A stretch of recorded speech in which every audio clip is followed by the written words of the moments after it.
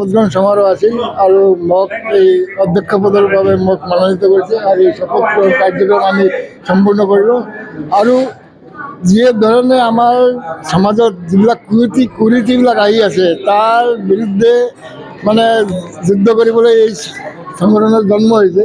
গতিকে তেওঁলোকে যিবিলাক নিৰ্দেশ দিব আৰু আমাৰ সমাজত যিবিলাক কুৰীতিবিলাক আহি আছে এইবিলাকত আমি কেনেকৈ নিৰ্ধাৰণ কৰিব পাৰোঁ সেইফালে আমি খুব দৃঢ় পদক্ষেপ ল'ম বুলি আমি আশা ৰাখিছোঁ। আৰু আমি লগতে বিভিন্ন আমাৰ সমাজৰ যিবিলাক আৰু অন্যান্য জাতি জনগোষ্ঠী আছে তেওঁলোকক লগত লৈ কিন্তু এই সমাজত কুৰীতিবিলাক সকলো সমাজতে আহি আছে, কিন্তু আমি এটা সংগঠন মানে মাৰোৱাৰী সন্মিলনৰ মাধ্যমেদি আমি এইটো আৰম্ভ কৰিছোঁ। গতিকে সকলোৱে আমাক সহযোগ কৰিব বুলি আশা ৰাখিছোঁ আৰু মই সকলোৰে ধন্যবাদ জনাই আৰু নতুন বছৰৰ শুভেচ্ছা জনাই মই এইখিনিয়ে মোৰ বক্তব্য।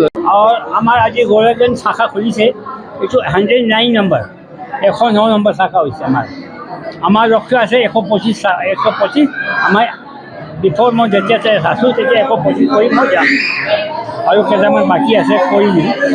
আমাৰ ধুবুৰী হৈ গ'ল, গৌৰগঞ্জ হৈ গ'ল আৰু গৌৰীপুৰ আজি 2-4 বছৰ হৈ যাব।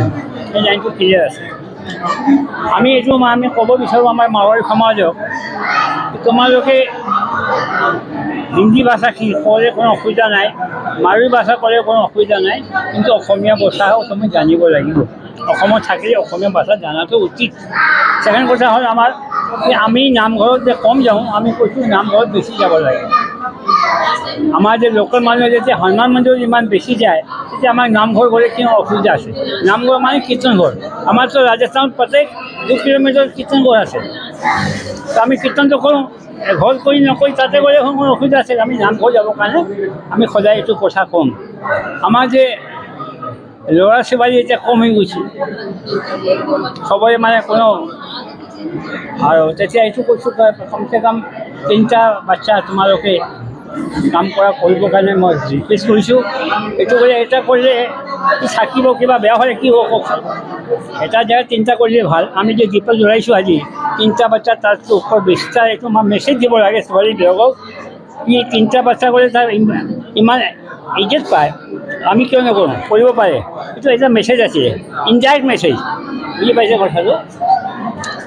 আৰু আমাৰ CA পঢ়া শুনা এতিয়া আগৰ মাৰোৱাৰী নহয়, এতিয়া পঢ়া শুনা বহুত বহি গৈছে। আমাৰ মেক্সিমাম ল'ৰা CA চবতকৈ ইণ্ডিয়াত চবতকৈ বেছি মাৰোৱাৰী মানুহ CA আছে অসমত, বুজিছে কথাটো? এতিয়া পঢ়া শুনা কৰি পইচাকৈ পঢ়া শুনা হৈ গৈছে। আমাৰ ল'ৰাবিলাক বাহিৰত গৈ আছে পঢ়া শুনা কৰিবৰ কাৰণে। লোকেল মানুহ মানে অসমীয়া মানুহ ল'ৰা ছোৱালী বাহিৰত গৈছে, তেওঁ সোনকালে অসমীয়া ক'ব নোৱাৰে। তেতিয়া আমি ৰিকুৱেষ্ট কৰিম অসমীয়া ক'বৰ কাৰণে চেষ্টা কৰা। আমাৰ মানুহ মাৰোৱাৰী ক'ব নোৱাৰে। আমাৰ ল'ৰাবিলাক যে বাহিৰত গৈছে এইটো মাৰোৱাৰী ক'ব নোৱাৰে, কাৰণ কি ইংলিছ স্কুলত পঢ়ে, মাৰোৱাৰী ক'ব নাজানে। তাক আমি ৰিকুৱেষ্ট কৰিছোঁ তোমালোকৰ মাৰোৱাৰী কথাটো ক'বৰ কাৰণে চেষ্টা কৰা। তো এইবিলাক আমি কথা মানে প্ৰি ৱেডিং কৰিব নালাগে, এইটো বেয়া কথা। চাহৰ যোনটো চলন বেছি হৈছে বিয়াত, এইটো কৰিব নাপায়। আমি দিনত বিয়া পাতিবৰ কাৰণে ৰিকুৱেষ্ট কৰিছোঁ আমাৰ সমাজত, এই দিনত বিয়া পাতিলে এতিয়া বেয়া কাম চব ওলাই যায়, চব বেয়া শেষ হৈ যাব। যিকোনো খবৰৰ বাবে যোগাযোগ কৰক আমাৰ এই নম্বৰত 9181 307 221।